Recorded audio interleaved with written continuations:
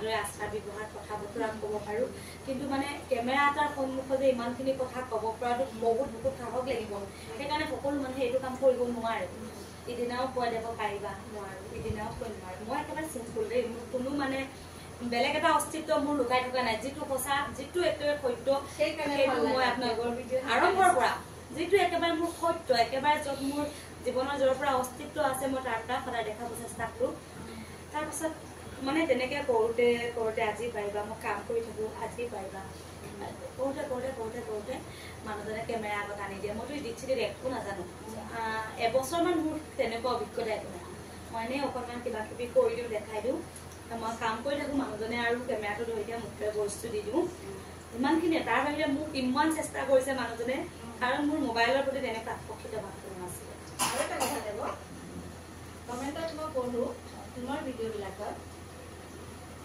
ঘৰত খাবলৈ নেপাওঁ সেইকাৰণে বাহিৰত খাই আছোঁ ঘৰত বইল খাওঁ বাহিৰত লোকেল মুৰ্গী খাই আছোঁ ঘৰত ভাল কাপোৰ পিন্ধিব নাপাওঁ সেইকাৰণে বাহিৰত তাৰ বিষয়ে তুমি কি ক'বা এটা কথা কওঁ বৰ্তমান সময়ত প্ৰায়ভাগ মানুহক কি ক'বা এটা কথাই মই ক'ব বিচাৰোঁ বৰ্তমান সময়ত আজিকালি যুগটো যিহেতু ছ'চিয়েল মিডিয়াৰ যুগ খাওঁতে শুওঁতে উঠোঁতে বহুতে মানে বাথৰুমত সোমাই থাকিলেও বৰ্তমান সময়ত মানুহে মোবাইল ইউজ কৰে আৰু যেতিয়া মোবাইলৰ মানে ব্যৱহাৰ বেছি হ'ল মানুহৰ মগজুৰ বিকাশ শক্তি বহুত কমিলে ওপৰত যিটো দেখোঁ তাকে আমি সত্য হিচাপে মানো মোবাইলত যিটো দেখোঁ তাকে আচলতে সত্য হিচাপত মানো আৰু মোৰ ঘৰখনলৈ যেতিয়া আপুনি যাব আপুনি মোৰ ব্যৱহাৰ মোৰ পৰিচয় আপুনি তেতিয়াহে বুজিব আজি আপোনাক মই ভিডিঅ'ৰ আগতে আপোনাক লগ পাইছোঁ যদিও কথা কিন্তু আপোনাৰ মোৰ অস্তিত্ব কি মই কেতিয়াও বুজি নাপাওঁ আজি আপোনালোকৰ ঘৰলৈ আহিলোঁ আপুনি মোক কিদৰে শুশ্ৰূষা কৰিলে কি খাব দিলে কি আপুনি মোক কেনেকুৱা এটা মাত দিলে মইহে বুজিম বেলেগে নুবুজে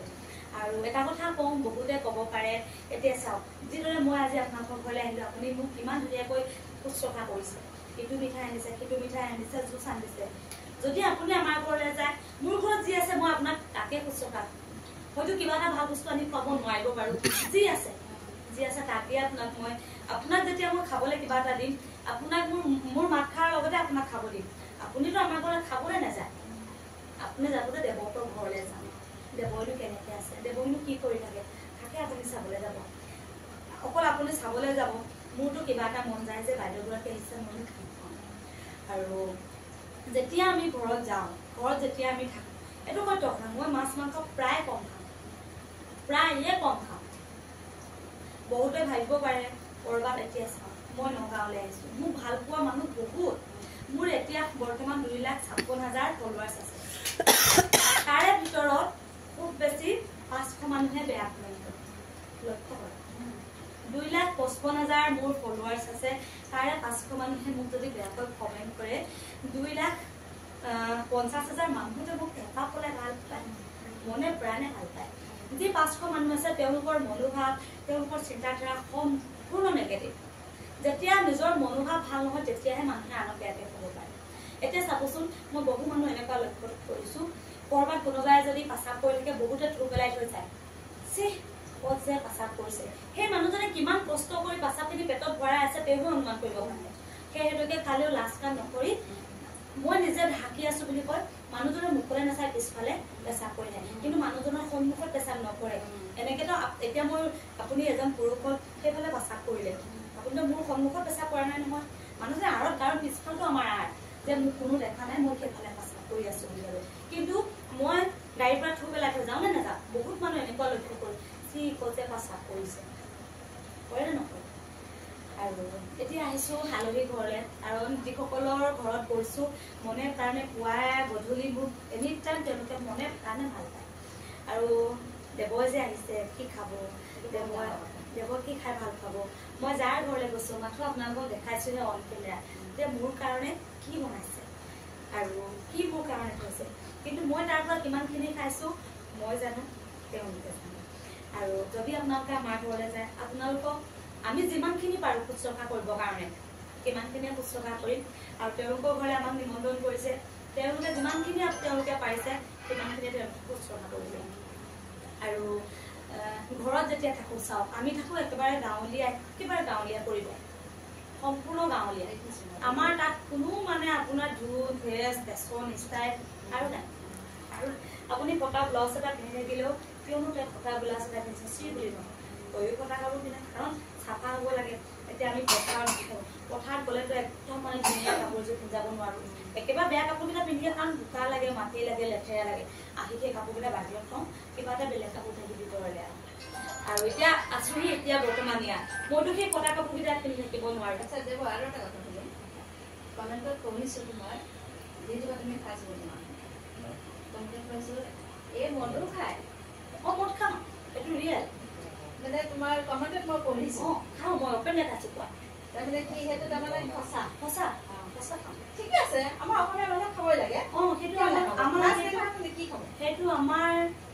নীতি সেইটো আমাৰ নিয়ম কাৰণ আমি কৈছোঁ আম সম্প্ৰদায় আমাৰ সকাম নিকাম প্ৰত্যেকটো ক্ষেত্ৰতে সাজ লাগে আমি দোকানৰ ৰং ব্ৰাণ্ডে এইবোৰ দামী দামী বস্তু নাই যিটো চাউলৰ পৰা বনোৱা হয় সাজ সেইটো আমি নিজে বনাওঁ নিজে খাওঁ আমাৰ খেতি বাতি প্ৰত্যেক বছৰটোত প্ৰত্যেক মাহটোতে লাগে বুলিয়ে ক'ব পাৰি আৰু আপোনালোকে যদি আমাৰ সদিয়ালে কোনো নাযায় ভাল পায় বেয়া পায় সেইটো দূৰৰ কথা আপুনি গ'ল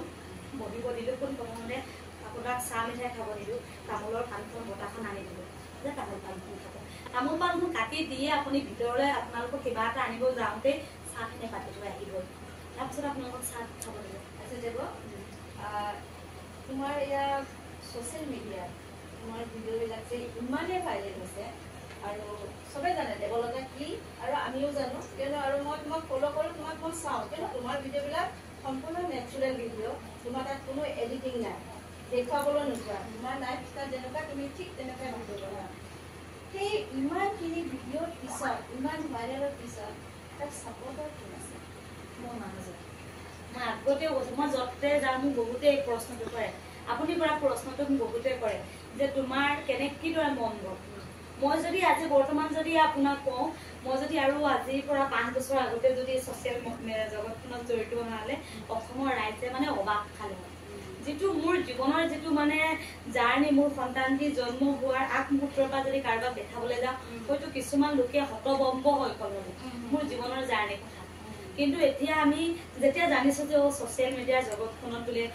এইদৰে ভিডিঅ' বনালে এইদৰে ইনকাম কৰিব পাৰি এইদৰে কিবা এটা কৰিব পাৰি এইদৰে তাৰ পাছতহে 2টা বছৰহে আমাৰ মানে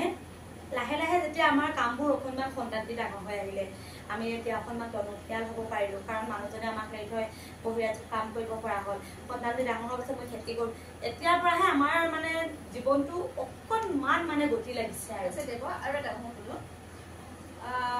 বহুতে তোমাৰ ছাপৰ্টাৰক দেখা নাই তেখেত নাহে ভিডিঅ'ত হয়নে নাহে কাৰণ কেৱল তুমি আহা ভিডিঅ'ত আৰু কমেণ্টত আহেও যে গিৰিয়েকক দেখোন আজিলৈকে দেখাই নাই ভিডিঅ'ত অকল মানুহজনীকে দেখোঁ তাৰমানে মানুহজনী দেখুৱাই পেলাই ভিডিঅ' বনাই ইনকম কৰি আছে আহিছেনে কমেণ্ট আহে সেইকাৰণে আজি মই অসমবাসী ৰাইজক অসমৰ বাহিৰত থকা ৰাইজকো ছাপৰ্টাৰক দেখুৱাবলৈ বিচাৰোঁ আৰু জানেই মোৰ মানুহজনৰ কথা এয়া কথা বেছি নকয় এয়া আৰু তেখেত একদম নাহে দেই যে ভিডিঅ'ত একেবাৰে নাই কেৱল ভিডিঅ' লয় আজি সেইকাৰণে মই সন্মুখত দেখুৱাই দিছোঁ এয়া হ'ল দেৱলতাৰ হাজবেণ্ড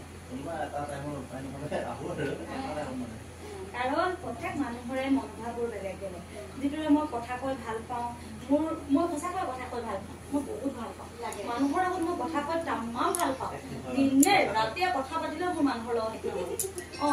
কথা নোকোৱা মানুহজনকো মই কথা ক'ব পৰা মোৰ কথা কৈ দিব পৰা মোৰ নহা মানুহজনকো মই সময় দিব পৰা